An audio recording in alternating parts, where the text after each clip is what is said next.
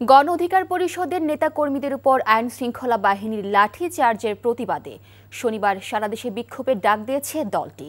নিন্দা জানিয়েছেন BNP, Jamaat, NCP সহ বিভিন্ন রাজনৈতিক দলের নেতারা। এদিকে প্রধান উপদেষ্টার প্রেস সচিব শফিকুল আলম জানান, এ ঘটনা তদন্ত করা হবে। তবে আইএসপিআর বলছে জননিরাপত্তার স্বার্থে বল প্রয়োগে বাধ্য হয়েছে আইন শৃঙ্খলা বাহিনী। মেজবা হাসানের রিপোর্ট। শুক্রবার সন্ধ্যা হঠাৎ জাতীয় পার্টি ও গণ অধিকার পরিষদের নেতাকর্মীদের মধ্যে সংঘর্ষ। রণক্ষেত্র কাকরাইল এলাকা। পরিস্থিতি নিয়ন্ত্রণে পুলিশের পাশাপাশি মোতায়েন করা হয় সেনাবাহিনী। সংঘর্ষ বাড়তে থাকলে লাঠিচার্জ করে আইন শৃঙ্খলা রক্ষাকারী বাহিনী। এতে গুরুতর আহত হন গণ অধিকার পরিষদের সভাপতি নুরুল হক নূর সহ সংগঠনটির বেশ কয়েকজন নেতাকর্মী। আহতদের একটি বেসরকারি হাসপাতালে প্রাথমিক চিকিৎসা শেষে নেওয়া হয় ঢাকা মেডিকেল কলেজ হাসপাতালে। সিভিল পোশাকের লোক ছিল অনেক, আমার ইচ্ছা মতন মারা মারছে, দুনিয়ার মার দিছে। বিভিন্ন রাজনৈতিক দলের নেতারা নূরকে দেখতে এসে ক্ষোভ প্রকাশ করেন, একই সাথে দাবি জানান বিচারের। জুলাইয়ের এই শক্তিগুলোকে পিটে রক্তাক্ত করলেও আমরা সংযম দেখাবো, আর সেইটার মাধ্যমে আপনি আওয়ামী লীগকে ফিরিয়ে আনবেন, সেইটা আমাদের জীবন থাকতে হইতে দিব না। আমাদের কথা অত্যন্ত স্পষ্ট, যারা হামলা করেছেন, যারা এই ধরনের নৃশংস নির্যাতন করেছেন, তাদের ছবি ফুটেজ আমাদের কাছে আছে। তদন্ত করতে 6 ঘন্টায় যথেষ্ট। আমরা ফ্যাসিবাদ পতনের 1 বছর পর আশা করি নাই এইভাবে ফ্যাসিবাদ পতনের জন্য যারা আন্দোলন করেছিল তাদের উপর আক্রমণ হবে। এ সময় আইন উপদেষ্টা আসিফ নজরুলের উপস্থিতিতে হঠাৎ উত্তপ্ত হয়ে ওঠে ঢাকা মেডিকেল কলেজের জরুরি বিভাগ। পরে গণমাধ্যমে কথা না বলে হাসপাতালের অন্য দরজা দিয়ে চলে যান তিনি। তবে এমন ন্যাক্কারজনক ঘটনার তদন্ত হবে বলে জানান প্রধান উপদেষ্টার প্রেস সচিব। তার উপরে আঘাত খুবই ন্যাক্কারজনক একটা ঘটনা, আমরা এটা নিন্দা করি। আমরা এই পুরো জিনিসটা আমরা ইনভেস্টিগেট করব। ঘটনার প্রতিবাদ জানিয়ে নতুন কর্মসূচি ঘোষণা দেয় গণ অধিকার পরিষদ। পুলিশের যে সকল আওয়ামী দোসররা আমাদের উপর হামলা চালিয়েছে, 24 ঘন্টা সময় দিচ্ছি, সময় 24 ঘন্টা, এর মধ্যে এদেরকে চিহ্নিত করে শাস্তির আওতায় আনতে হবে, অন্যথায় আমরা কিন্তু যমুনা ঘেরাও করব। এ ঘটনার প্রতিবাদে বিক্ষোভ মিছিল করেছে জাতীয় নাগরিক পার্টি এনসিপি। এছাড়া বিবৃতি ও সামাজিক যোগাযোগ মাধ্যমেও প্রতিবাদ ও নিন্দা জানিয়েছে বিএনপি সহ বিভিন্ন রাজনৈতিক দলের নেতাকর্মীরা। এদিকে এক বিবৃতিতে আইএসপিআর জানায়, আইন শৃঙ্খলা বাহিনীর ওপর হামলা হয় জননিরাপত্তা রক্ষায় বল প্রয়োগে বাধ্য হয়েছে আইন শৃঙ্খলা বাহিনী। Mezba Hasan, NTV news, Dhaka. গণ অধিকার পরিষদের সভাপতি নুরুল হক নূরের জ্ঞান ফিরলেও তিনি আশঙ্কামুক্ত নন বলে জানিয়েছেন ঢাকা মেডিকেল কলেজ হাসপাতালের নিউরোসার্জন বিভাগের সহযোগী অধ্যাপক ডাক্তার জাহিদ রায়হান। সকালে ঢাকা মেডিকেলে নুরুল হক নূরের শারীরিক অবস্থা দেখে সাংবাদিকদের একথা জানান তিনি। ডাক্তার জাহিদ জানান, সাধারণ মানুষের সোডিয়াম লেভেলের থেকে কম আছে নূরের শরীরে। এই লেভেল না বাড়লে আরও ঝুঁকিতে পড়বেন তিনি, তখন আলাদা করে ব্যবস্থা নিতে হবে বলে জানান তিনি। নূরের শারীরিক অবস্থা পর্যবেক্ষণ করে বিএনপির স্বাস্থ্য বিষয়ক সম্পাদক ডাক্তার রফিকুল ইসলাম জানান, নূরের ব্রেনে রক্তক্ষরণ হয়েছে এবং নাকের বোন ভেঙে গেছে। যারা এই ঘটনা ঘটিয়েছে তাদের শাস্তির দাবি জানান তিনি। নেজাল ফ্র্যাকচার, নাকের যে বোন সেটি ভেঙে গিয়েছে, সেই জন্য তাকে নেজাল প্যাক দেওয়া এবং তাকে অক্সিজেন সম্বলিত একটি আইসিইউর একটি বেডে এবং সে সেখানে চিকিৎসাধীন আছেন। উনি এখনো পর্যন্ত আশঙ্কা মুক্ত, কিন্তু ওনার সোডিয়াম লেভেলটা আমরা কারেকশন না করা পর্যন্ত আমরা আশঙ্কা মুক্ত একদম কনফিডেন্টলি বলতে পারছি না। আজকে নুরুল হক নূরকে এভাবে হামলা করেছে, আগামী কয়েকদিন পর যে এই সেনাবাহিনী তারেক রহমানকে মারবে না, জামাতের আমিরকে মারবে না, কিংবা এনসিপি নেতৃবৃন্দকে মারবে না, তার কোনো নিশ্চয়তা নাই। কিংবা জুলাই যারা নেতৃত্ব দিয়েছিল তাদের জীবন যে শঙ্কায় রয়েছে, এই গতকালকের এই ঘটনাটি প্রমাণ করা। গণ অধিকার পরিষদের সভাপতি নুরুল হক নূরের চিকিৎসার সর্বশেষ খবর জানতে ঢাকা মেডিকেল কলেজ হাসপাতাল থেকে সরাসরি যুক্ত হচ্ছে আমাদের স্টাফ করেসপন্ডেন্ট আবির আহমেদ। আমরা সরাসরি যুক্ত হচ্ছি তার সাথে। আবির, নুরুল হক নূরের শারীরিক অবস্থা সম্পর্কে কি বলছেন চিকিৎসক এবং তার দলের নেতারা? মিলি, জ্ঞান ফিরলেও এখনো কিন্তু শঙ্কামুক্ত নয় গণ অধিকার পরিষদের সভাপতি নুরুল হক নূর। এমনটি কিন্তু জানিয়েছে কিছুক্ষণ আগেই ঢাকা মেডিকেল কলেজের নিউরোসার্জন বিভাগের সহযোগী অধ্যাপক ডক্টর জাহিদ রায়হান। এই নুরুল হক নূরের মাথায় কিন্তু পানি জমেছে এবং এই পানি যদি অপসারণ তাহলে কিন্তু তার স্বাস্থ্য আরো ঝুঁকিতে পড়বে। এবং আরেকটি বিষয় জানিয়ে রাখি, সোডিয়াম একটি সাধারণ মানুষের শরীরে সোডিয়াম লেভেল যতটুকু থাকে তার থেকে কিন্তু নূরের শরীরে সোডিয়াম লেভেল কম আছে। অর্থাৎ এই লেভেল যদি না বাড়ে তাহলে বিকল্প পথ দেখতে হবে। এবং নূরের মাথায় আরেকটি বিষয় জানিয়ে রাখি, মাথায় কিন্তু অনেক জোরে আঘাত লেগেছে, যার কারণে কিন্তু তার মস্তিষ্কে রক্তক্ষরণ হয় এবং তার যে একটি চোখে কিন্তু অনেক জোরে আঘাত লাগে, যার কারণে তিনি সেই চোখেও রক্ত জমাট বাঁধে এবং এক চোখে তিনি দেখতে পাচ্ছেন না, এমনটি জানিয়েছেন। এবং কিছুক্ষণ আগে কিন্তু এখানে বিএনপির নেতাকর্মীরা এসেছিলেন, বিএনপির স্বাস্থ্য বিষয়ক সম্পাদক ডক্টর রফিকুল ইসলাম এসেছিলেন। তিনি একই কথা বলেছেন যে সোডিয়াম লেভেল কম আছে তার শরীরে, এই লেভেল না বাড়লে কিন্তু তিনি ঝুঁকিতে পড়বে। এখন এই মুহূর্তে গণ অধিকার পরিষদের সাধারণ সম্পাদক এখানে কথা বলছেন এবং তিনিও কিন্তু আহত হয়েছেন এবং তার শারীরিক অবস্থা কিছুটা উন্নতি হওয়ার কারণে তিনি কিন্তু এখন মিডিয়ার সাথে কথা বলছেন। এখন তিনি যেটি অভিযোগ করছেন যে সেনাবাহিনী এবং আওয়ামী লীগের যারা দোসর, এমনকি তিনি অভিযোগ করছেন যে তারা নূরের উপরে পূর্ব পরিকল্পনা করে পরিকল্পিতভাবে তার উপরে হামলা করেছে। তো ঢাকা মেডিকেল কলেজ থেকে আমার কাছে এটি ছিল সর্বশেষ। মিলি, নির্বাচন কমিশনের রোড ম্যাপ ঘোষণার মধ্য দিয়ে দেশ গণতন্ত্রের পথে এক ধাপ এগিয়েছে বলে মনে করেন বিশেষজ্ঞরা। তবে নির্বাচন সামনে রেখে রাজনৈতিক দলগুলোকে নিজেদের দাবি দেওয়া কিছুটা ছাড় দিয়ে নির্বাচনমুখী হবার পরামর্শ তাদের। তারা বলছেন, দ্বন্দ্ব বাড়িয়ে নির্বাচন বিঘ্নিত করলে সবাই ক্ষতিগ্রস্ত হবে। জানাচ্ছেন হাসান মাহমুদ। রাজনৈতিক দলের নিবন্ধন, নির্বাচনী সীমানা নির্ধারণ, ভোটার তালিকা প্রকাশ এবং জনপ্রতিনিধিত্ব অধ্যাদেশ সংশোধন সহ ২৪টি বিষয়কে সামনে রেখে আসছে রমজানের আগেই জাতীয় নির্বাচন করার রোডম্যাপ ঘোষণা করেছে নির্বাচন কমিশন। ২৪-এর গণঅভ্যুত্থান পরবর্তীতে গণতন্ত্রে উত্তরণের জন্য জাতীয় নির্বাচন অনুষ্ঠানের এই রোডম্যাপ ঘোষণাকে ইতিবাচক হিসেবে দেখছেন বিশেষজ্ঞরা। তারা বলছেন, নির্বাচনকে নির্বিঘ্ন করার দায়িত্ব সব পক্ষেরই। একটা নির্বাচন যদি আগামী ফেব্রুয়ারি মাসে করতে হয় তাহলে এটার জন্য নির্বাচন কমিশনের যে প্রস্তুতি এবং তাদের যে কার্যক্রম সেটি জনগণকে অবহিত করার জন্য আমি মনে করি এটা একটা সময়োচিত রোডম্যাপ পদক্ষেপটা হয়েছে। এক ধরনের সন্দেহ সংশয় দুই পক্ষই, রাজনৈতিক দলগুলোর সাথে, ইন্টারিম গভর্নমেন্টের কর্তা ব্যক্তিদের সাথে, আবার তাদের সাথে জনগণের। সুতরাং এরকম একটা বাস্তবতায় রোডম্যাপ হয়েছে, এটি আমরা খুব ইতিবাচকভাবে দেখছি, আমরা আশাবাদী মনে করছি। নির্বাচনকে সামনে রেখে রাজনৈতিক দলগুলোর বিভিন্ন দাবিকে দর কষাকষি হিসেবেই দেখছেন বিশেষজ্ঞরা। এ নিয়ে দলগুলোকে দ্বন্দ্ব নয়, ছাড় দেওয়ার পরামর্শ তাদের।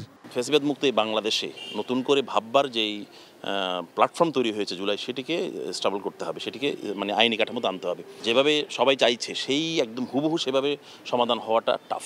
সব পক্ষকে একটু ছাড় দিতে হবে। দেশের ভবিষ্যতের সাথে, প্রজন্মের স্বার্থে, আগামী দিনের সুন্দর গণতান্ত্রিক পরিবেশ আনার স্বার্থে আমরা চাই একটা নির্বাচন হতেই হবে। জামাত সহ এনসিপির পক্ষ থেকে যে মানে দাবিগুলো করা হচ্ছে, আমার ধারণা সেইগুলো রাজনৈতিক কৌশল হিসাবে বা নির্বাচন কমিশন বা সরকারকে এক ধরনের চাপে রেখে তাদের যে দাবিগুলো সেগুলোর যতদূর সম্ভব অর্জন করা যায়। তবে নির্বাচন ঘিরে আইন শৃঙ্খলা পরিস্থিতিকে যথেষ্ট করার তাগিদ বিশেষজ্ঞদের। Hasan Mahmud, NTV news, Dhaka. রাজশাহী বিশ্ববিদ্যালয় কেন্দ্র ছাত্র সংসদ রাকসু সিনেট সদস্য সহ ১৭টি হলের ছাত্র প্রতিনিধি নির্বাচনে মনোনয়নপত্র সংগ্রহের শেষ দিন রোববার। সাপ্তাহিক ছুটির দিন থাকায় আজ বন্ধ রয়েছে নির্বাচন সংক্রান্ত কার্যক্রম। তবে আগ্রহী প্রার্থীদের ডোপ টেস্ট করা হচ্ছে। রাজশাহী বিশ্ববিদ্যালয় মেডিকেল সেন্টারে প্রার্থীরা ডোপ টেস্টের জন্য তাদের ইউরিনের স্যাম্পল দিচ্ছে। আগামী ১ সেপ্টেম্বর পর্যন্ত ডোপ টেস্ট চলবে। ডোপ টেস্টে যাদের পজিটিভ রিপোর্ট আসবে বাতিল হবে তাদের প্রার্থিতা। এদিকে আগামীকাল ৩১ আগস্ট মনোনয়নপত্র সংগ্রহের সময় শেষ হবে। আগামী ১ সেপ্টেম্বর থেকে ৭ সেপ্টেম্বর পর্যন্ত মনোনয়নপত্র জমা দেওয়া যাবে। আগামী ২৫ সেপ্টেম্বর রাকসু নির্বাচনে ভোট গ্রহণ অনুষ্ঠিত হবে। কিশোরগঞ্জের ঐতিহ্যবাহী পাকলা মসজিদের ১৩টি লোহার দানবাক্স ৪ মাস ১৭ দিনে পর খোলা হয়েছে। এবার সেখান থেকে পাওয়া যায় ৩২ বস্তা টাকা। এখন চলছে গণনার কাজ। সকালে কিশোরগঞ্জের জেলা প্রশাসক ও পাকলা মসজিদ পরিচালনা কমিটির সভাপতি ফৌজিয়া খান এবং পুলিশ সুপার মোহাম্মদ হাসান চৌধুরীর উপস্থিতিতে দান বাক্সগুলো খোলা হয়। এ সময় বিপুল সংখ্যক সেনাবাহিনী, পুলিশ ও আনসার সদস্যরা উপস্থিত ছিলেন। এর আগে চলতি বছরের ১২ এপ্রিল মসজিদের দান বাক্সে ৪ মাস ১২ দিনে পাওয়া গিয়েছিল ২৮ বস্তা টাকা। সারাদিন গণনার শেষে যার পরিমাণ দাঁড়ায় রেকর্ড ৯,১৭,৮০,৬৮৭ টাকা। এছাড়াও দানবাক্সে মিলে বিপুল পরিমাণ স্বর্ণ, রূপার অলংকার ও বিভিন্ন দেশের বৈদেশিক মুদ্রা। চট্টগ্রাম বন্দরের আবাসিক এলাকায় নতুন একটি কন্টেইনার ডিপো স্থাপন করছে বেসরকারি একটি কন্টেইনার কোম্পানি। বন্দর থেকে ২০ কিলোমিটার দূরে অফডক নির্মাণের বাধ্যবাধকতা থাকলেও নিয়ম উপেক্ষা করে মাত্র ১ কিলোমিটারের মধ্যে নির্মাণ করছে নতুন এই টার্মিনাল। ডিপো নির্মাণ প্রকল্পের শুরুতে ১০টির বেশি জলাশয় ও শতাধিক বিভিন্ন প্রজাতির গাছ কেটে সমতল করা হয়েছে। রেলওয়ে কর্মীদের কবরস্থান, মসজিদ সহ ঐতিহ্যবাহী বিভিন্ন স্থাপনা রক্ষায় সরব হয়ে উঠেছে এলাকাবাসী। চট্টগ্রাম থেকে আরিজ আহমেদের পাঠানো রিপোর্ট, ক্যামেরায় ছিলেন সুমন গোস্বামী। রেলওয়ে পূর্বাঞ্চলের রাজস্ব আহরণের অন্যতম উৎস চট্টগ্রাম বন্দরের পণ্য পরিবহন। চট্টগ্রাম গুডস পোর্ট ইয়ার্ড থেকে প্রতিদিন রেলযোগে সারা দেশে পরিবহন করা হয় আমদানি রপ্তানির অধিকাংশ পণ্য। এই পোর্ট ইয়ার্ডের পাশে ২১.২৯ একর জায়গা বরাদ্দ নিয়ে সাইপ পাওয়ারটেক নির্মাণ করছে কন্টেইনার ডিপো। অন্তর্বর্তী সরকার বন্দরের এনসিটি থেকে তাদের সরিয়ে দেওয়ার পর সরকারি নীতিমালা উপেক্ষা করে বন্দর এলাকায় তারা কন্টেইনার ইয়ার্ড নির্মাণ করছে। নিয়ম উপেক্ষা করে সড়ক দখল করে নতুন একটি ডিপো নির্মাণ সাধারণ মানুষকে অতিষ্ঠ করে তুলছে বলে অভিযোগ তাদের। রেল কর্তৃপক্ষ রোড থেকে ৮০ ফুট দূরে আর মানে ওদেরকে জায়গা মাপে দিয়েছে। এখন বর্তমানে এরা রোডের উপরে আসা এখানে দেওয়াল দেওয়ার জন্য চাইছে। এটা খামার তো ভাঙছে লাস্টে আমার এটা ভাঙে চুরি এখন ১৪ বছর কি রান্দি ডলি ফেলাই সব আমাকে টাকা পয়সাও দেয় না। ইদারিন বর্তমানে হইতেছে যে তোমার ঘরে ১ তারিখের মতো সময় দিয়েছে, তোমরা উঠে যাবো। আমাকে যদি একটু সময় না দেয় আর আমাকে যদি একটু সুযোগ না দেয় তাহলে আমরা কিভাবে কই যাবো? আমরা গরিব গুজার মানুষ। রেলওয়ের কর্মকর্তারা জানান, রেলওয়ে ও বন্দরের আবাসিক এলাকা, স্কুল, কলেজ, হাসপাতাল, কবরস্থান ও মসজিদ ঘিরে নতুন কন্টেইনার ডিপো নির্মাণ হলে বড় ধরনের পরিবেশগত হুমকির মুখে পড়বে এলাকাটি। এখানে ১৫ থেকে ২০,০০০ মানুষের বসবাস। এরকম একটা এলাকার মধ্যে এই ধরনের একটা কন্টেইনার ডিপো কতটুকু পরিবেশ বান্ধব এবং বাস্তবসম্মত। কর্মসংস্থান সৃষ্টি ও আমদানি রপ্তানির সুযোগ বাড়াতে এই উদ্যোগ বলে জানান কর্মকর্তারা। একটা কন্টেইনার ডিপো হবে, হাজার হাজার মানুষের কর্মসংস্থান হবে। তো এই জিনিসটা সিন্ডিকেটে আনার জন্য কিছু মানুষের মানে মানুষের সাথে আমাদের দূরত্ব তৈরি করার জন্য, একটা ভেজাল তৈরি করার জন্য ওরা চেষ্টা করতেছে। ইনশাল্লাহ আমাদের সুন্দর একটা প্রজেক্ট, এই প্রজেক্টটা ইনশাল্লাহ হয়ে যাবে। অবডক নির্মাণ হলে রেলওয়ের অভ্যন্তরে রেলওয়ে ট্রেনিং সেন্টার, রেলওয়ে যান্ত্রিক বিভাগ, নিরাপত্তা বাহিনীর অফিস, পাওয়ার হাউস, হাসপাতাল, মসজিদ, স্কুল সহ নানা স্থাপনা ক্ষতিগ্রস্ত হবে বলে জানান সংশ্লিষ্টরা। NTV news desk. ট্রাম্পের শুল্ক নীতি বাংলাদেশের অর্থনীতির জন্য বড় সুযোগ তৈরি করেছে উল্লেখ করে বিশ্বব্যাংকের সাবেক প্রধান অর্থনীতিবিদ ডক্টর জাহিদ হোসেন বলেছেন, চলতি অর্থবছরে চীন ও ভারতের চেয়ে $2.32 বিলিয়ন রপ্তানি বাজার পেতে পারে বাংলাদেশ। রাজধানীর পুরানা পল্টনে ইআরএফ কার্যালয়ে আয়োজিত আলোচনা সভায় একথা বলেন তিনি। বলেন, গত বছরের তুলনায় চলতি অর্থবছরে সামষ্টিক অর্থনীতি কিছুটা স্বস্তিদায়ক, যদিও এই সময়ে রপ্তানি আয় ও রেমিটেন্স প্রবাহবাদে অর্থনীতিতে তেমন উল্লেখযোগ্য উন্নতি ঘটেনি, বরং অর্থনীতির বেশ কিছু সূচকে অবনতি ঘটেছে বলে মনে করেন তিনি। বাংলাদেশ মধ্যম আয়ের ফাঁদে পড়েছে উল্লেখ করে তিনি আরও বলেন, মাইক্রো ইকোনমি দুর্দশাগ্রস্ত হওয়ায় দারিদ্রতা বেড়েছে। অর্থনৈতিক ব্যবস্থায় পরিবর্তন ও নীতিমালা প্রণয়নের ক্ষেত্রে শৃঙ্খলা ফিরেছে বলেও মন্তব্য করেন তিনি। স্টেবিলাইজেশনের যে সুযোগগুলো, তাতে আপনাকে মানতেই হবে যে ওভারঅল ২৪-এর তুলনায় ২৫-এর অবস্থাটা তুলনামূলকভাবে বেশি স্বস্তিজনক। 100% না, কিন্তু বেড়েছে, স্বস্তিটা বেড়েছে। জাকসু নির্বাচনে আনুষ্ঠানিক প্রচারে নেমেছেন প্রার্থীরা। আপিলের পর চূড়ান্ত প্রার্থীর সংখ্যা দাঁড়িয়েছে ১৭৯ জনে। বিশ্ববিদ্যালয়ের প্রক্টর ও নির্বাচন কমিশনের সদস্য সচিব AK M রাশিদুল আলম জানান, চূড়ান্ত তালিকায় ভিপি পদে 10 জন, জিএস পদে 9 জন, যুগ্ম সাধারণ সম্পাদক পদে 16 জন প্রতিদ্বন্দ্বিতা করবেন। এছাড়া শিক্ষা ও গবেষণা সম্পাদক পদে 9 জন, প্রকৃতি ও পরিবেশ সংরক্ষণ বিষয়ক সম্পাদক পদে 6 জন, সাহিত্য ও প্রকাশনা সম্পাদক পদে 8 জন, সাংস্কৃতিক সম্পাদক পদে 8 জন, সহ সাংস্কৃতিক পদে 8 জন ও নাট্য সম্পাদক পদে 5 জনকে চূড়ান্ত করা হয়েছে। সবচেয়ে বেশি প্রতিদ্বন্দ্বিতা হচ্ছে কার্যকরী সদস্য পদে। এবার মোট 42 জন প্রার্থী কার্যকরী সদস্য পদে লড়বেন। সব মিলিয়ে 25টি পদে প্রতিদ্বন্দ্বিতা করতে যাচ্ছেন 179 জন প্রার্থী। নারায়ণগঞ্জে দিনে দিনে বাড়ছে ডেঙ্গুতে আক্রান্ত রোগীর সংখ্যা। আক্রান্তদের চিকিৎসার জন্য জেলার 10টি আইসিইউ শয্যাসহ 4টি ডেঙ্গু কর্নার চালু করেছে স্বাস্থ্য বিভাগ। হাসপাতালগুলোতে ভর্তি হয়ে চিকিৎসা নিয়েছেন 477 জন। এর মধ্যে 464 জনকে চিকিৎসা দিয়ে ছাড়পত্র দেওয়া হয়েছে। নারায়ণগঞ্জ জেলা civil surgeon AFM Mashiur Rahman জানান, ডেঙ্গু রোগীদের জন্য নির্ধারিত বেডের তুলনায় রোগীর সংখ্যা বেশি। তবে ডেঙ্গু আক্রান্ত হয়ে এ জেলায় কোনো রোগীর মৃত্যু হয়নি। এছাড়া চিকনগুনিয়া ও ভাইরাসজনিত জ্বর নিয়ে প্রতিদিনই হাসপাতালগুলোতে রোগীরা ভিড় করছে। এদিকে অ্যাডিস মশার প্রতিরোধে মশক নিধন সচেতনতা বৃদ্ধি সহ নানা পদক্ষেপ নিয়েছে সিটি কর্পোরেশন। নুরুল হক নূরের মাথায় সর্বোচ্চ পর্যায়ে আঘাত করা হয়েছে। তার অবস্থা শঙ্কামুক্ত নয় বলে জানিয়েছেন চিকিৎসক। নূরের চিকিৎসায় 6 সদস্যের মেডিকেল বোর্ড গঠন করা হয়েছে। সেনাবাহিনী নূরের উপর হামলা চালিয়েছে, এর দায় সেনাপ্রধান ও স্বরাষ্ট্র উপদেষ্টা এড়াতে পারে না বলে মন্তব্য করেছেন গণ অধিকার পরিষদ। তাই স্বরাষ্ট্র উপদেষ্টার পদত্যাগ দাবি করেছেন দলের নেতারা। নূরের উপর যারা হামলা করেছে তাদের শাস্তির দাবি জানিয়েছে বিএনপি, গণসংহতি আন্দোলন ও বিভিন্ন রাজনৈতিক দলের নেতাকর্মীরা। রিপোর্ট করছেন আবির আহমেদ। বিজয়নগরে গণ অধিকার পরিষদের সভাপতি ও ডাকসুর সাবেক ভিপি নুরুল হক নূরের উপর হামলা চালায় আইন শৃঙ্খলা বাহিনী। এ সময় নূরের মাথা, নাক, চোখ মারাত্মকভাবে ক্ষতিগ্রস্ত হয়। তাকে ঢাকা মেডিকেলের আইসিইউতে ভর্তি করা হয়েছে, গঠন করা হয়েছে চিকিৎসকদের বোর্ড। তাকে দেখতে আসেন বিএনপি স্বাস্থ্য বিষয়ক সম্পাদক ডক্টর রফিকুল ইসলাম। সকালে তার জ্ঞান ফিরলেও তিনি এখনও শঙ্কামুক্ত নন বলে জানিয়েছেন ঢাকা মেডিকেল কলেজের নিউরোসার্জন ডক্টর জাহিদ রায়হান। নাকের যে বোন সেটি ভেঙে গিয়েছে, সেই জন্য তাকে নেজাল প্যাক দেওয়া এবং তাকে অক্সিজেন সম্বলিত একটি আইসিইউর একটি বেডে এবং সেখানে চিকিৎসাধীন আছেন। উনি এখনো পর্যন্ত আশঙ্কা মুক্ত, কিন্তু ওনার সোডিয়াম লেভেলটা আমরা কারেকশন না করা পর্যন্ত আমরা আশঙ্কা মুক্ত একদম কনফিডেন্টলি বলতে পারছি না। গতকালের হামলায় আহত গণ অধিকার পরিষদের সাধারণ সম্পাদক রাশেদ খান দাবি করেন, পরিকল্পিতভাবে নূরকে হত্যার চেষ্টা করা হয়েছে। সেনাপ্রধানের উদ্দেশ্যে বলতে চাই, সেনাবাহিনীর যারা নুরুল হক নূরকে রক্তাক্ত করেছে, যারা আমাদের নেতাকর্মীদেরকে রক্তাক্ত করেছে, তাদের বিরুদ্ধে উপযুক্ত ব্যবস্থা গ্রহণ করতে হবে।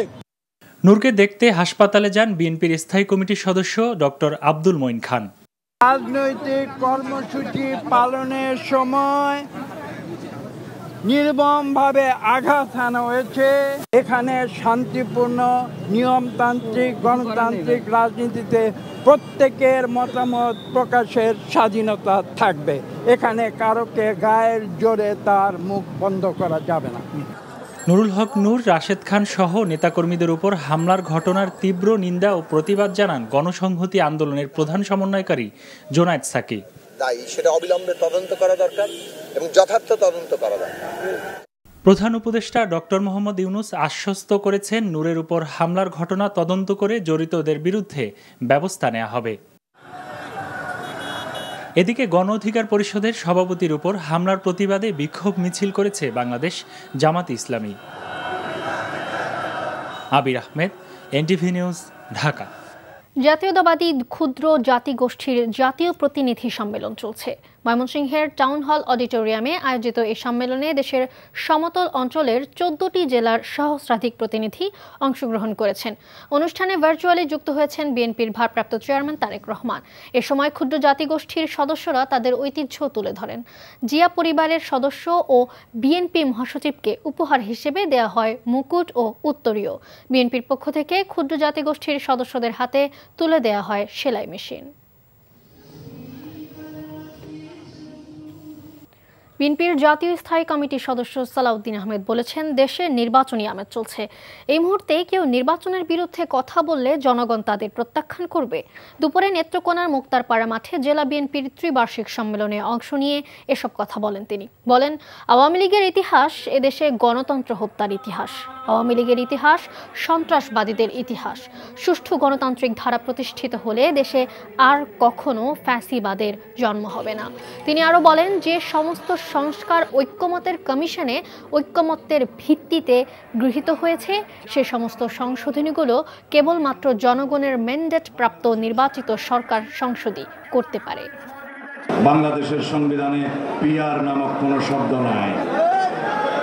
সুতরাং আমাদের জনগণকে বিভ্রান্ত না হওয়ার জন্য অনুরোধ জানাবো, বাংলাদেশের সকল মানুষকে আহ্বান জানাবো, আপনারা যে ভোটাধিকারের জন্য, গণতান্ত্রিক অধিকারের জন্য দীর্ঘ 16-17 বছর রাজপথে আন্দোলন করেছেন, সেই ভোটাধিকার প্রয়োগের মধ্য দিয়েই আপনারা আপনাদের অধিকার ফিরে পাবেন। 15 ফেব্রুয়ারির মধ্যেই ত্রয়োদশ জাতীয় নির্বাচনের ভোট সম্পন্ন হবে বলে জানিয়েছেন প্রধান উপদেষ্টার প্রেস সচিব শফিকুল আলম। বর্তমান পরিস্থিতি এবং জাতীয় নির্বাচন নিয়ে রোববার বিএনপি জামায়াত এবং জাতীয় নাগরিক পার্টির সঙ্গে বৈঠকে বসবেন প্রধান উপদেষ্টা ডক্টর মোহাম্মদ ইউনূস। রাষ্ট্রীয় অতিথি ভবন যমুনার সামনে সংবাদ সম্মেলনে প্রেস সচিব বলেন, গণ অধিকার পরিষদের সভাপতি নুরুল হক নূরের হামলার বিষয়ে বিচারিক তদন্ত কমিটির গঠিত হয়েছে। এর সঙ্গে কার কার সংশ্লিষ্টতা আছে সেটি বেরিয়ে আসবে বলে জানান তিনি। হামলাকারী লাল শার্ট পরা ব্যক্তি পুলিশের কনস্টেবল বলেও নিশ্চিত করেন প্রেস সচিব। আগামী ফেব্রুয়ারির নির্বাচন কোনো শক্তি ষড়যন্ত্রের মাধ্যমে রুখে দিতে পারবে না বলে মন্তব্য করেন শফিকুল আলম। সমসাময়িক পরিস্থিতি এবং নির্বাচন নিয়ে বিএনপি জামায়াত ও এনসিপির সঙ্গে বৈঠকের খবর দেন তিনি।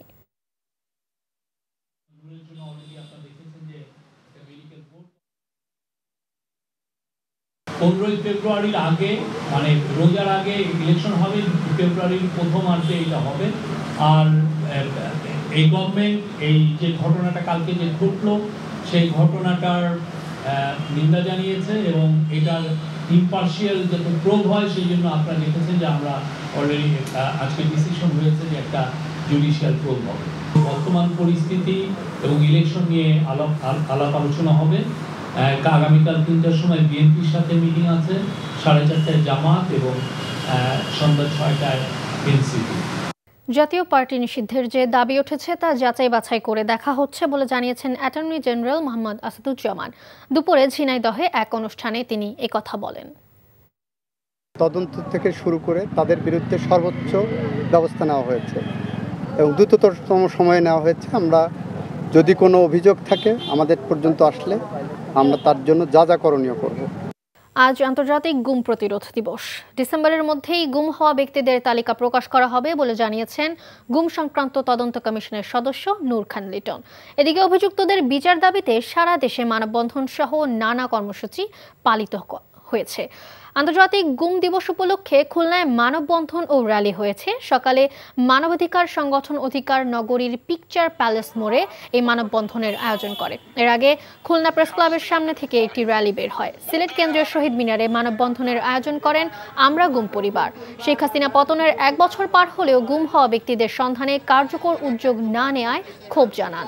গুম হওয়া মানুষগুলোর দ্রুত ফিরিয়ে আনার দাবি জানিয়েছেন স্বজনরা। রাজশাহী নগরীর সাহেববাজার 0 পয়েন্টে অনুষ্ঠিত মানববন্ধন থেকে বক্তারা এই কথা বলেন। ময়মনসিংহে গুম হওয়া ব্যক্তিদের স্মরণে নগরীর CK ঘোষ রোড থেকে র্যালি বের হয়। পরে প্রেস ক্লাবের সামনে মানববন্ধন অনুষ্ঠিত হয়। কিশোরগঞ্জের ঐতিহ্যবাহী পাগলা মসজিদের 13টি লোহার দান বাক্স 4 মাস 17 দিন পর খোলা হয়েছে।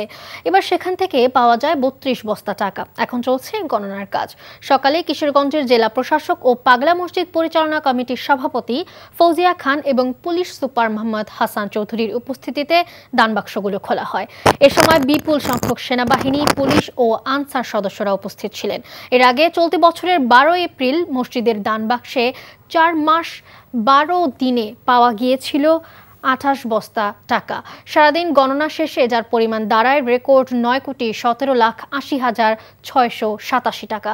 এছাড়াও দানবাক্সে মিলে বিপুল পরিমাণ স্বর্ণ, রূপার অলংকার ও বিভিন্ন দেশের মুদ্রা। মেহেরপুর জেলা বিএনপির দ্বিবার্ষিক সম্মেলন এবং কাউন্সিলের শুরু হয়েছে। সকালে জেলা সরকারি কলেজ মাঠে উদ্বোধন করেন জাতীয় নির্বাহী কমিটির সদস্য ও ঢাকা মহানগর উত্তর বিএনপির সহসভাপতি আমানুল্লাহ আমান। আয়োজকরা জানান, দীর্ঘদিন পর এ ধরনের সম্মেলন অনুষ্ঠিত হওয়ায় শহর জুড়ে উৎসবমুখর পরিবেশ সৃষ্টি হয়। সম্মেলনে জেলা, উপজেলা ও ইউনিয়ন পর্যায়ের বিএনপি এবং অঙ্গ সহযোগী সংগঠনের হাজারো নেতাকর্মীরা যোগ দেয়। গণ অধিকার পরিষদের নেতা নুরুল হক নূরের উপর আক্রমণকারী প্রত্যেককে বিচার বিভাগীয় তদন্তের মাধ্যমে আইনের আওতায় আনার ঘোষণা দিয়েছেন প্রধান উপদেষ্টা ডক্টর মোহাম্মদ ইউনূস। সামাজিক যোগাযোগ মাধ্যমে এক বিবৃতিতে তিনি একথা বলেন। নুরুল হক নূর সহ কাকরাইলে হামলার ঘটনায় কারা জড়িত দলমত নির্বিশেষে তাদের খুঁজে বের করা হবে। স্বচ্ছতার সঙ্গে এই বিচার নিশ্চিতের প্রতিশ্রুতিও দেয়া হয় বিবৃতিতে। নুরুল হক নূরের চিকিৎসার খোঁজ খবর নিতে এরই মধ্যে একটি মেডিকেল টিম গঠন করা হয়েছে। প্রয়োজনে সরকারি খরচে তাকে বিদেশে চিকিৎসার ব্যবস্থা করা হবে বলেও বিবৃতিতে জানানো হয়। ট্রাম্পের শুল্ক নীতি বাংলাদেশের অর্থনীতির জন্য বড় সুযোগ তৈরি করেছে বলে উল্লেখ করেছেন বিশ্বব্যাংকের সাবেক প্রধান অর্থনীতিবিদ ডক্টর জাহিদ হোসেন। তিনি বলেছেন, চলতি অর্থ বছরে যুক্তরাষ্ট্রের বাজার থেকে $2 বিলিয়ন বেশি রপ্তানি আয় পেতে পারে বাংলাদেশ। গত বছরের তুলনায় চলতি অর্থ বছরে সামষ্টিক অর্থনীতি কিছুটা স্বস্তিদায়ক হলেও বেশ কয়েকটি সূচকে অবনতি হয়েছে বলে তিনি মনে করেন। রাজধানীর ERF কার্যালয়ে আয়োজিত আলোচনা সভায় এসব কথা বলেন ডক্টর জাহিদ হোসেন। আরাফাত ইসলামের রিপোর্ট। সামষ্টিক অর্থনীতির চ্যালেঞ্জ ও উত্তরণের পথ নিয়ে আয়োজিত আলোচনা সভায় মূল বক্তব্য উপস্থাপন করেন ঢাকাস্থ বিশ্বব্যাংকের সাবেক প্রধান অর্থনীতিবিদ ডক্টর জাহিদ হোসেন। এ সময় চীন ও ভারতের উপর ট্রাম্প প্রশাসনের আরোপিত শুল্ক নীতির ফলে মার্কিন বাজারে বাংলাদেশের রপ্তানি আয় বাড়ার সুযোগ হয়েছে বলে জানান তিনি। $232 কোটি মতো এক্সট্রা এক্সপোর্ট আমরা এই বছর পেতে পারি। তার মধ্যে ভারত থেকে হলো 120 থেকে 260, আর চায়না থেকে হলো 7 মিলিয়ন থেকে $25 মিলিয়ন। এক বছরের অর্থনৈতিক মূল্যায়ন করতে গিয়ে তিনি বলেন, অর্থনীতিতে গত বছরের চেয়ে চলতি অর্থ বছরে স্বস্তি ফিরেছে, যদিও এই সময়ে রপ্তানি আয় ও রেমিটেন্স প্রবাহ বাদে তেমন উল্লেখযোগ্য উন্নতি ঘটেনি। সার্বিকভাবে রেমিটেন্স আর মাথাপিছু আয় আর এক্সপোর্টকে যদি আমি বাদ দিই, তাহলে দেখা যায় যে অ্যাক্টিভিটির ক্ষেত্রে ইকোনমিতে তেমন উল্লেখযোগ্য কোনো উন্নতি ঘটেনি, বরং বেশ কিছু সূচকে নিম্নগামী প্রবণতাটা লক্ষণীয়। বেশ কিছু কারণে অর্থনীতিতে স্থিতিশীলতা ফিরেছে বলে উল্লেখ করেন শ্বেতপত্র প্রণয়ন কমিটির এই সদস্য। 3টা কারণ বললাম। একটা হলো যে রাবার পোয়ালদের যারা অর্থ পাচার করতো, ব্যাংক লুটপাট করতো, তাদের ক্ষমতাচ্যুত হওয়া, ইকোনমিক ম্যানেজমেন্টে শৃঙ্খলা ফিরে আসা, যোগ্য লোকদের যোগ্য জায়গায় বসানো, এবং তৃতীয় হচ্ছে আন্তর্জাতিক ক্ষেত্রে আমাদের এই ডলারের দাম, কমোডিটি প্রাইসের দাম, সুদের হার। বাংলাদেশ মধ্যম আয়ের ফাঁদে পড়েছে উল্লেখ করে তিনি আরও বলেন, মাইক্রো ইকোনমি দুর্দশাগ্রস্ত হওয়ায় দারিদ্রতার হার বেড়েছে। আয় বাড়ছে ওভারঅল ম্যাক্রো লেভেলে, কিন্তু নিচের লেভেলের লোকজন সেটা পাচ্ছে না, যেটা একটা ফাঁদি। আরাফাত ইসলাম, NTV নিউজ, ঢাকা। অন্তর্বর্তী সরকার 1 বছর পার করলেও এখনও কোনো সংস্কার কার্যক্রম শুরু করতে পারেনি বলে অভিযোগ করেছেন বিএনপির স্থায়ী কমিটির সদস্য মেজর হাফিজ উদ্দিন আহমেদ। বলেন, জনগণের জন্য কাজ করতে পারে একমাত্র নির্বাচিত সরকার। জাতীয় প্রেস ক্লাবে এক আলোচনা সভায় তিনি এসব কথা বলেন। আমি একটা সংস্কারও দেখি না, রোজ সংস্কার সংস্কার সংস্কার, টেলিভিশন খুললেই সংস্কার। এই 1 বছরে তো কোনো সংস্কার হলো না। তো সংস্কার উদ্যোক্তারা কি সংস্কার করেছেন? তারা বলেছেন 53 বছর তো রাজনৈতিক দল ক্ষমতায় ছিল, তারা কিছুই করতে পারে নাই। গুড, কিছুই করতে পারে নাই। আপনারা তো 1 বছর ছিলেন, কোনো একটা সংস্কার তো শুরুই করতে পারেন নাই, কেবল আলাপ আলোচনা আলাপ আলোচনা। অব্যবস্থাপনার কারণে সিলেট আন্তর্জাতিক স্টেডিয়ামের গেট ভেঙে ভেতরে ঢুকেছে দর্শকরা। দীর্ঘ সময় লাইনে দাঁড়িয়ে থেকেও ভেতরে ঢুকতে না পারায় এমন অবস্থা তৈরি হয়েছে বলে জানান টিকিটধারীরা। স্টেডিয়ামের গেটের ঝামেলা কমাতে বাংলাদেশ নেদারল্যান্ডস সিরিজ টিকিট অনলাইনে বিক্রি করা হয়েছে। টিকিট পেলেও স্টেডিয়ামের মূল গেটে দীর্ঘ সময় অপেক্ষার পর গেট ভেঙেই দর্শকরা ভেতরে ঢুকেছে। তবে গ্যালারিতে প্রবেশের পথে তাদের আরও একবার বাধার মধ্যে পড়তে হয়। সেখানেও পুলিশি বাধায় ক্ষিপ্ত হয়ে ওঠে দর্শকরা। নিরাপত্তা বলয় ভেঙে যে যার মতো গ্যালারিতে ঢুকেছেন। এমন পরিস্থিতির জন্য স্টেডিয়ামের অব্যবস্থাপনাকেই দায়ী করেছেন প্রথম টি-20 দেখতে আসা দর্শকরা। নেদারল্যান্ড ব্যবস্থা অনেক খারাপ, এখানে গেট ভেঙে গেছে। আমরা এই দিক দিয়ে ঢুকতে পারতেছি না। আমরা টিকিট কেটে এটা কি আমরা মাঠ দেখবো, বাইরে গেট দেখবো? আমরা প্রায় 60টার দিকে বাইরে উপস্থিত। আমরা ওনারা একবারে অনিয়ম, ওনাদের নিয়ম সিস্টেম একদম সুবিধার নাই। তারপর আমরা টিকিট নিয়ে আইছি, এমনি তো আইছি না। আর থেকে কই দিকে আইছি আমরা অনেক দূর থেকে, আবার পরে একটা অনরাকি দে 5 ম্যাচের ওয়ানডে সিরিজ খেলতে আগামীকাল ইংল্যান্ড যাচ্ছে বাংলাদেশ অনূর্ধ্ব-19 দল। তার আগে মিরপুর শেরেবাংলা স্টেডিয়ামে দলীয় ফটো সেশন সেরেছে আজিজুল হাকিম তামিমের দল। ইংল্যান্ড অনূর্ধ্ব-19 দলের বিপক্ষে 5 সেপ্টেম্বর প্রথম ম্যাচ খেলতে নামবে সফররতরা। বাকি ম্যাচগুলো হবে 7, 10, 12 ও 14 সেপ্টেম্বর। 1 সেপ্টেম্বর লন্ডন পৌঁছে একদিন পর অনুশীলন করবে টিম বাংলাদেশ। 3 সেপ্টেম্বর আয়ারল্যান্ড অনূর্ধ্ব-19 দলের বিপক্ষে একটি প্রস্তুতি ম্যাচ খেলার কথা রয়েছে। মূলত যুব বিশ্বকাপের প্রস্তুতি হিসেবেই এই সফর করছে বাংলাদেশ অনূর্ধ্ব-19 দল। এর আগে দক্ষিণ আফ্রিকা ও জিম্বাবুয়ে সফর করেছে দলটি। Cricketers welfare association of Bangladesh কোয়াব নির্বাচনে 11টি পদের মধ্যে 10টিতেই একক প্রার্থী থাকায় তারা বিনা প্রতিদ্বন্দ্বিতায় নির্বাচিত হতে চলেছেন। ফলে 4 সেপ্টেম্বর সভাপতি পদের জন্য সাবেক ক্রিকেটার সেলিম শাহেদ এবং বর্তমান ক্রিকেটার মোহাম্মদ মিঠুন লড়বেন এই পদের জন্য। প্রেসিডেন্টের ক্যান্ডিডেটে আমাদের দুইজনের নাম এসছে, একটা হচ্ছে Mohammad Mithun and Salim Shahed. Shahriar Hossain Bidyut senior vice প্রেসিডেন্টের জমা দিয়েছেন, Nurul Hasan Sohan vice president, Nazmul Hasan Shanto member, Shamsul Islam Shuvo member, Mehedi Hasan Miraz member, Rumana Ahmed member, Khaled Masud Pilot member, Imrul Kayes member, Irfan Sukkur member এবং আকবর আলী মেম্বার। আমাদের ইলেকশন আপনার হবে হচ্ছে প্রেসিডেন্ট ইলেকশন।